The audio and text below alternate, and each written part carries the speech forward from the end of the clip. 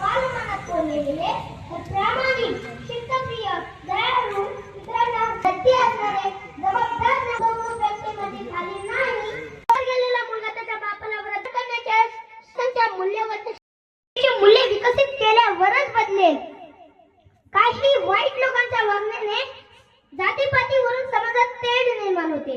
यासाठी सर्व धर्म समभाव या मूल्याची रुजवणूक शालेय जीवनात व्हायला हवी. देशाच्या भल्यापेक्षा स्वतःची घरे भरू पाहणाऱ्या देशद्रोही लोकांच्या वागण्यावर अंकुश ठेवायचा असेल तर राष्ट्रभक्तीची मूल्ये रुजवली केली पाहिजेत.